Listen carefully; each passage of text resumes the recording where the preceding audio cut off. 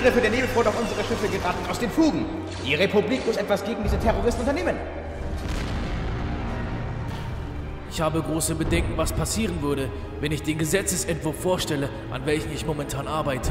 Der Senat erlaubt es Handelsgesellschaften, ihre Schiffe zu bewaffnen. Allerdings nur unter der Bedingung, dass die Handelsföderation und sonstige Parteien bereit sind, über den Entwurf zu verhandeln und diesen nicht abzulehnen. Ihr seid ein Genie, Palpatine. Ihr hättet die Qualifikation zum Kanzler. Die Präsenz der dunklen Seite. Wir sind in Gefahr. Mach dich bereit.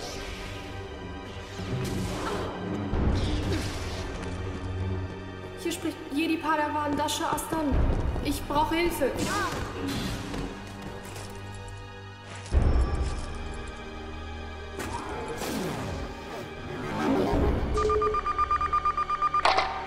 Hier spricht Jedi Padawan Obi-Wan Kenobi. Wir haben eure Nachricht empfangen. Wiederhole, hier spricht Jedi Padawan Obi-Wan Kenobi.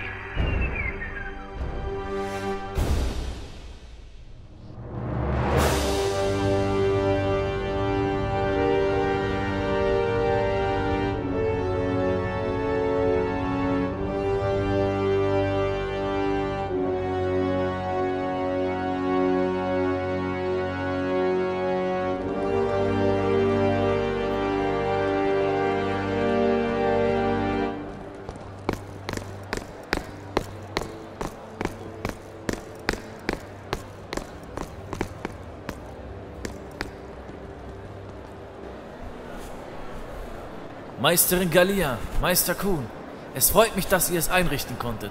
Ist es nicht ein herrlicher Tag? Ein sehr schöner Tag wohl wahr, Kanzler. Meister Kuhn, alles in Ordnung? Ich spüre es auch. Irgendetwas stimmt hier nicht.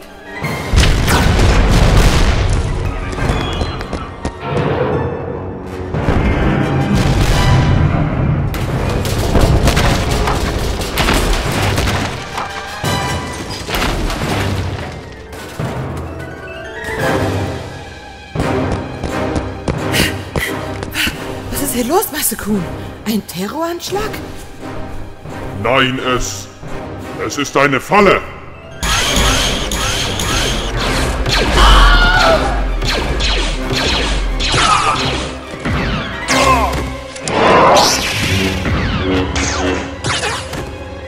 Nein!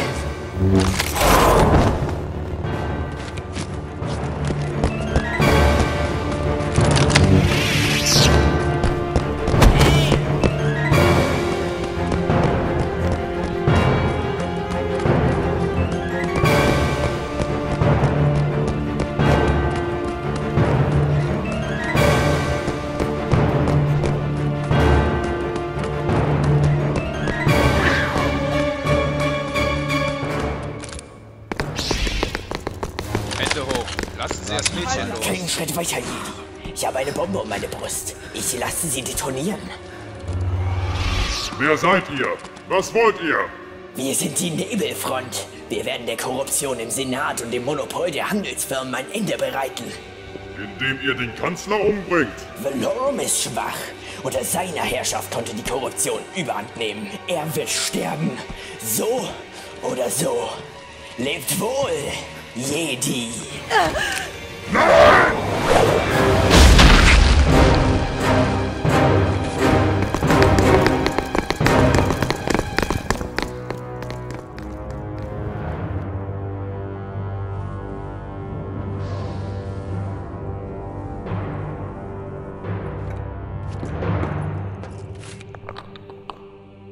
Meister.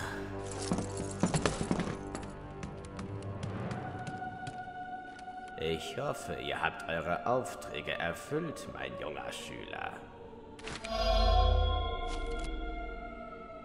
Und was ist mit den Jedi?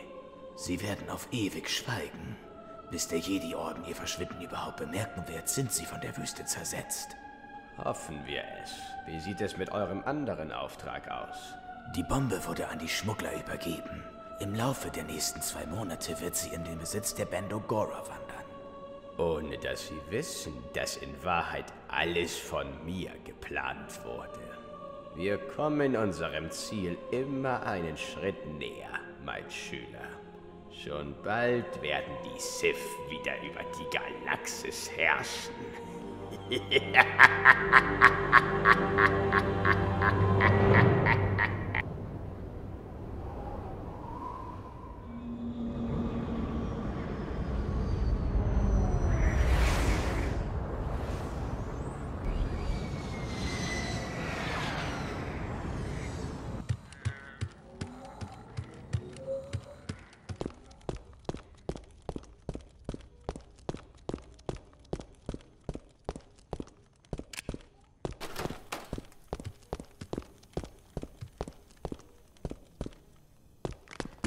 Senator Palpatine.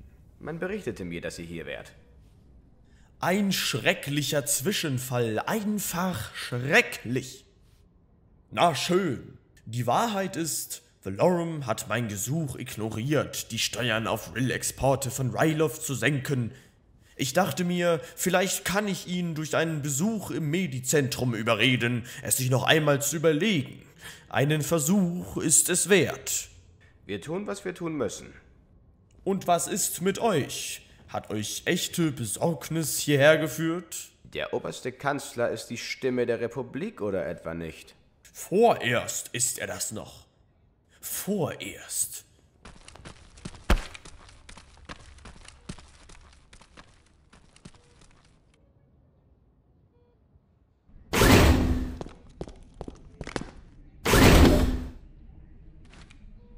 Kanzler, ich kam sofort her, als ich davon hörte. Ihr hättet euch die Mühe ersparen können. Ich werde heute Abend bereits wieder entlassen. Kommt, setzt euch. Wisst ihr, was die Wachen taten, als sie mich herbrachten? Sie ließen jeden Patienten aus der Notaufnahme fortbringen. Dann räumten sie das gesamte Stockwerk, ohne Rücksicht auf Zustand der Kranken. Wegen einer lächerlichen Schusswunde am Arm. Diese Vorsichtsmaßnahmen waren gerechtfertigt. Die Attentäter wussten sicher, dass man euch hierher bringen würde, sollte ihr Plan scheitern. Es ist durchaus möglich, dass eine zweite Gruppe hier in der Notaufnahme auf euch wartete. Vielleicht. Ich hoffe, den anderen Patienten geht es gut. Keine Sorge, oberster Kanzler. Die anderen Patienten wurden auf den anderen Etagen sicher untergebracht. Ihnen geht es gut. Danke, aber wisst ihr, was noch viel schlimmer ist, Palpatine? Ich muss mich jetzt auch noch mit den fahrtscheinigen Mitleidsbekundschaften von Abgeordneten wie Orn Tar herumschlagen. Selbst Senator Tar weiß, dass die Republik euch braucht. Es gibt viele, die diesen Posten ausfüllen könnten. Bail Antilles, Ayn Litim und wie ich bereits sagte, vor allem ihr, Senator. Und ich sagte euch, dass immer noch ihr der Kanzler seid und dies auch noch hoffentlich eine gewisse Zeit bleibt. Die Republik braucht euch. Das Justizministerium hat mir mitgeteilt, dass es sich bei meinen Angreifern um Mitglieder der Nebelfront handelte. Das habe ich auch gehört. Jetzt verstehe ich, warum die Handelsföderation mehr Waffen will. Aber was für ein Motiv hat die Nebelfront, um mich anzugreifen? Ich tue doch alles in meiner Macht Stehende, um eine friedliche Lösung für diesen Konflikt zu finden. Offenbar halten sie eure Bemühungen für unzureichend. Was soll ich denn noch anderes tun? Vielleicht wäre es an der Zeit, die Jedi um Hilfe zu bitten.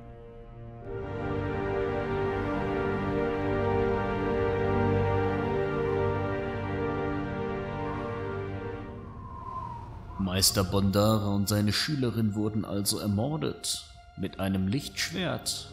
Kein Jedi würde einen anderen Jedi, geschweige denn einen Padawan töten. Ich sage nicht, dass die beiden von einem Jedi getötet wurden. Und wer denkst du, hat die beiden dann getötet? Ein Nutzer der dunklen Seite. Dieser war deutlich zu spüren. Es könnte sich um einen Sith handeln. Die Sith sind vor 1000 Jahren vernichtet worden, Qui-Gon. Es gab aber damals schon Indizien, dass sie es nicht waren. Dies tut nichts zur Sache. Sollten die Sith noch existieren, hätten wir dies längst gespürt. Aber... Genug jetzt, Meister Qui-Gon. Der Rat hat einen anderen Auftrag für euch. Einen anderen Auftrag? Ja, der Kanzler hat uns persönlich darum gebeten. Meisterin Galia, bitte weiht Qui-Gon und seinen Padawan ein. Der oberste Kanzler Valorum bittet den Rat der Jedi darum, sich mit der sogenannten Nebelfront zu befassen und ihre Anführer, wenn möglich, handlungsunfähig zu machen. Und warum beauftragt der Kanzler ausgerechnet die Jedi? Dies klingt für mich eher nach Arbeiten für das Justizministerium. Durch die Nebelfront werden die Unruhen im äußeren Rand immer stärker. Dies könnte zu einem Bürgerkrieg innerhalb der Republik führen, und wir sind als Hüter des Friedens und der Gerechtigkeit dazu verpflichtet, dies zu verhindern. Außerdem hat die Nebelfront in aller Öffentlichkeit einen Anschlag auf den obersten Kanzler verübt. Hinzu kommt, dass sich die Gerüchte häufen, dass die Nebelfront von einem ehemaligen Jedi angeführt wird. Eben dieser Jedi könnte für den Tod von Meister Bondara und der Padawan-Schülerin Asant verantwortlich sein. Wer? Die Indizien sprechen für euren ehemaligen Padawan, Xanatos. Das ist unmöglich. Er ist tot. Tot geglaubt wir ihn haben, doch seine Leiche niemals gefunden sie wurde. Der Weg der Macht, schleierhaft er ist. Der Rat dich entsendet, um Xanatos wieder zu uns zu bringen und den Konflikt mit der Nebelfront aufzulösen. Nur mein Schüler und ich? Nein, dein Schüler wird dich nicht begleiten. Diese Mission ist zu gefährlich für einen Padawan. Aber... Kein Aber, junger Padawan. Ihr werdet unter meine Obhut gestellt. Ich verstehe, Meister Kun. Entschuldigt. Qui-Gon, ihr werdet von Truppen des Justizministeriums begleitet, welche euch unterstützen werden. Ich bin allein mit meinem Lichtschwert besser bewaffnet als alle Schiffe des Ministeriums. Wie dem auch sei, der Kanzler wünscht es. Ich verstehe, ich werde dann alles vorbereiten. Meister Qui-Gon, wartet noch einen Augenblick. Ein weiterer gemeldet sich hat, um bei deiner Mission dich zu begleiten. Dein alter Meister. Dooku? Mit euch kommen. Er wird. Meister Dooku hat nach Galidran geschworen, nie wieder an einer Mission teilzunehmen. Ich bin ehrlich gesagt überrascht. Der gesamte Rat war von seiner Entscheidung überrascht. Es wird mir eine Freude sein, mit meinem alten Meister erneut zusammenzuarbeiten. Bereitet alles für euren Abflug vor.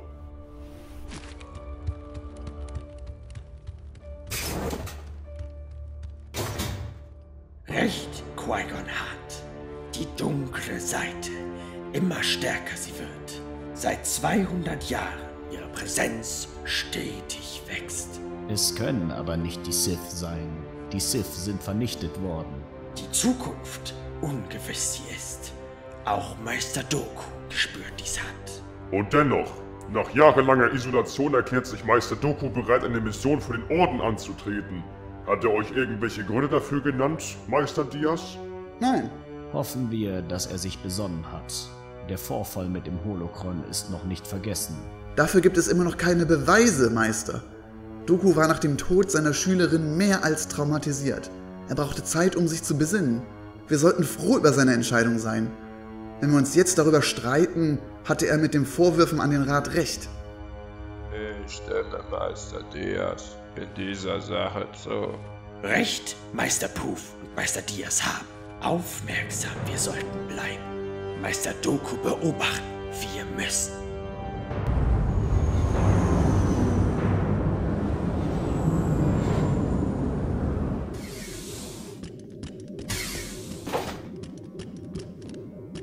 Senator, Ihr Besuch ist da. Vielen Dank, TC4.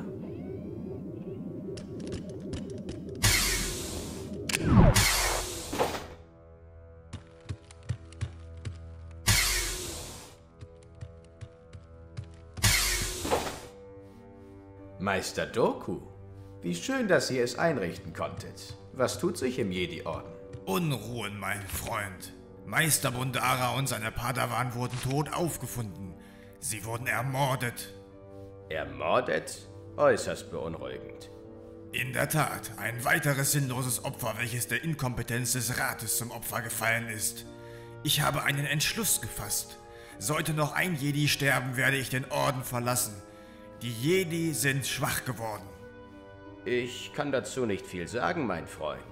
Bis auf Ronha und euch habe ich keinerlei private Kontakte zum Orden. Aber das ist noch nicht alles, oder? Nein, mein Freund. Ich bin hier, um mich zu verabschieden. Ich werde zusammen mit meinem ehemaligen Schüler Qui-Gon Jinn Jagd auf die Nebelfront machen. Die Nebelfront. Ja, die bereitet dem Senat schon seit Monaten eine Menge Probleme. Und nun verüben sie noch ein Attentat auf den höchsten Würdenträger der Republik. In aller Öffentlichkeit. Es ist längst überfällig, dass der Kanzler etwas gegen diese feine Demokratie unternimmt. Aber dass gerade ihr euch dieser Sache annehmt, überrascht mich nun wirklich. Es ist die Aufgabe der Jedi, für Frieden zu sorgen. Bis auf Seifer Diaz scheint dies der Rat allerdings vergessen zu haben. Ich möchte ein letztes Mal für das hinausziehen, was die Jedi einst ausmachte.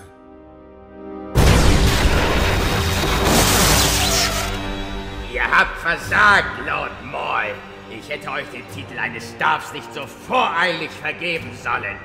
Die Jedi stehen kurz davor zu erfahren, dass die Sith überlebt haben. Das ist zu früh. Verzeiht mir, Meister. Es gibt kein Vergeben, aber ihr habt die Möglichkeit, euer Versagen wieder gut zu machen.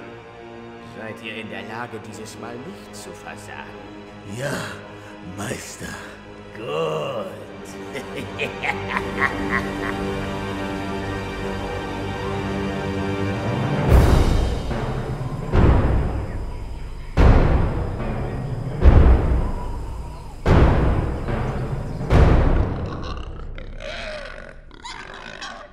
Du betrügst doch.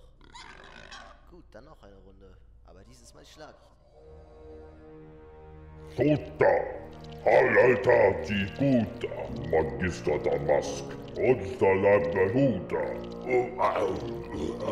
Ihr und euer Druide müsst mich unbedingt in meinem bescheidenen Heim auf Tatooine besuchen. Sobald wie möglich. Seid ihr hier, um über Traplag oder Gatula zu reden? Wie immer kommt ihr gleich zur Sache.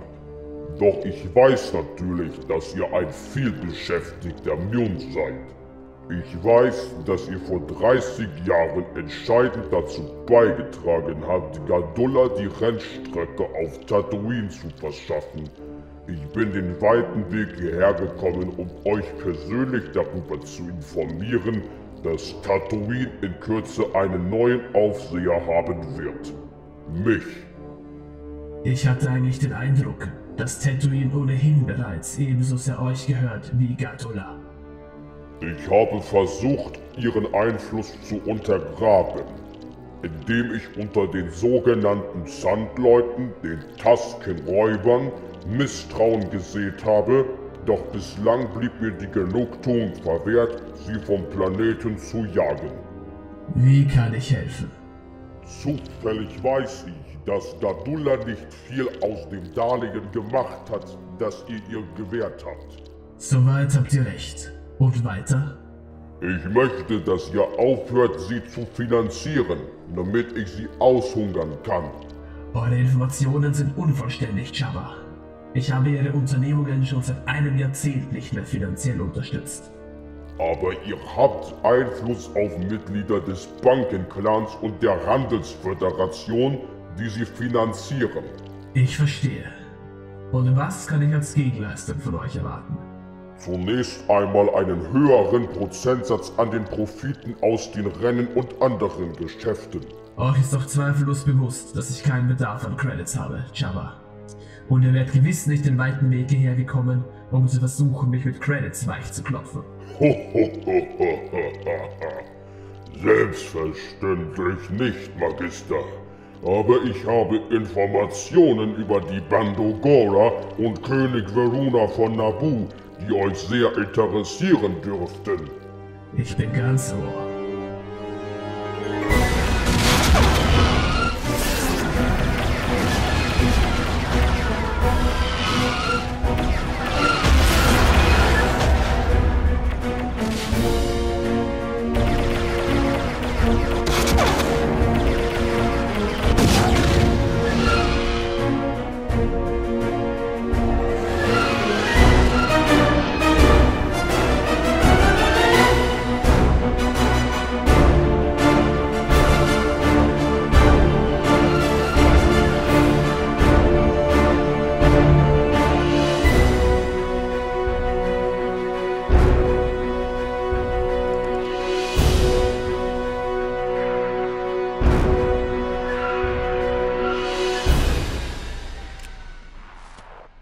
Sind Sie nicht wunderbar, Palpatine? Eine eigene bewaffnete Sternenjägerflotte für Naboo. Euer Projekt ist äußerst interessant, Eure Hoheit. Aber wofür benötigt Naboo eine bewaffnete Jägereinheit?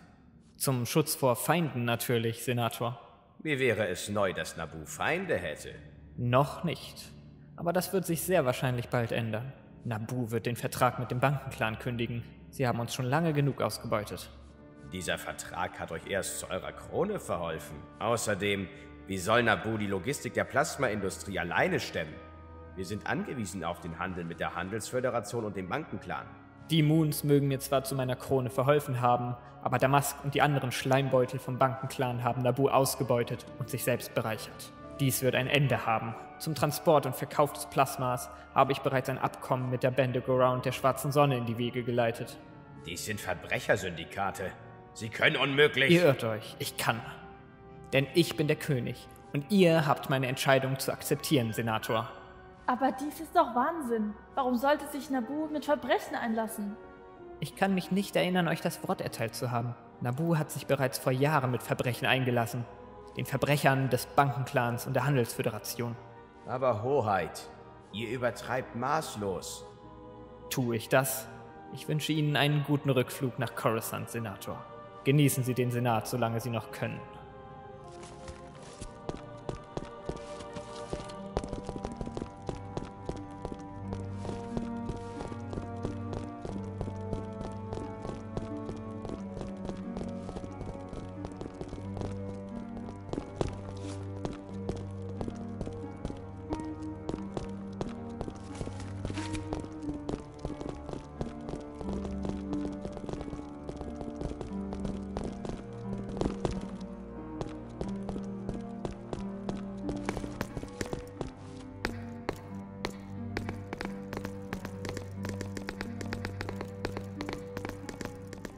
Dies war äußerst mutig von euch.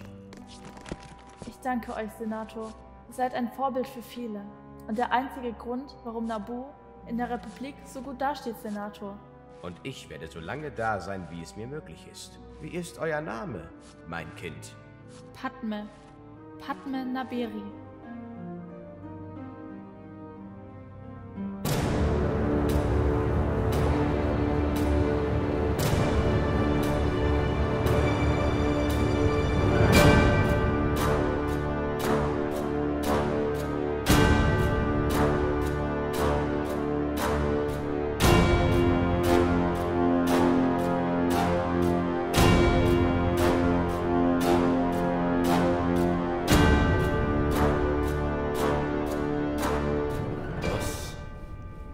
Haveks Anschlag auf Valorum ist gescheitert. Er und die anderen.